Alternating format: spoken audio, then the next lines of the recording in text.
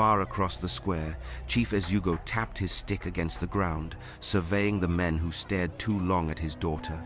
His voice rose again, heavy with warning. Adana is not for boys.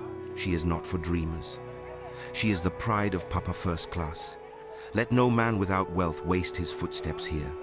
But even as his words echoed, Obinna whispered to himself, steady as a drumbeat, I am no boy, I am no dreamer, I am Obinna, and I will not run.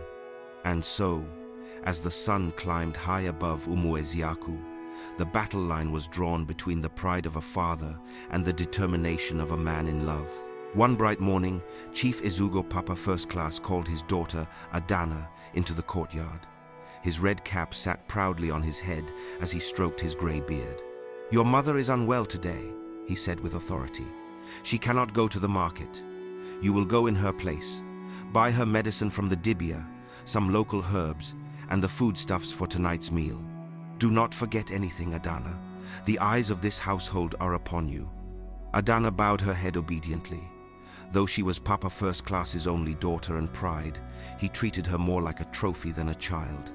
Still, she tied her wrapper neatly, carried a woven basket, and set off for the market.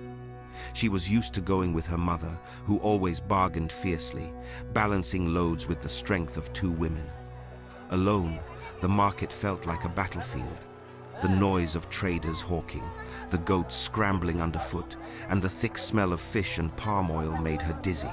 At the herb seller's stall, she struggled to identify the exact roots her mother usually bought.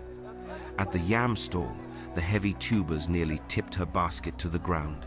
Sweat poured down her face as she fumbled with coins and goods. For the first time since her triumphant return from school, Adana felt helpless. Then, like a shadow stepping into sunlight, a voice cut through the market noise. Adana, it said warmly, let me help you. She turned and saw him Obinna, the trader known for his restless energy and bright smile. His shirt was rolled at the sleeves, his arms strong from years of lifting heavy goods. He reached down before she could protest, lifting the basket from her arms with ease. This load is too much for you, he said, balancing it on his shoulder. Which other things do you still need? Relief swept through her, though pride made her hesitate. I was to buy herbs for my mother and some fish, but the bargaining is confusing.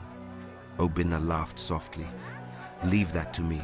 If there's one thing I know, it is how to get the best price in this market.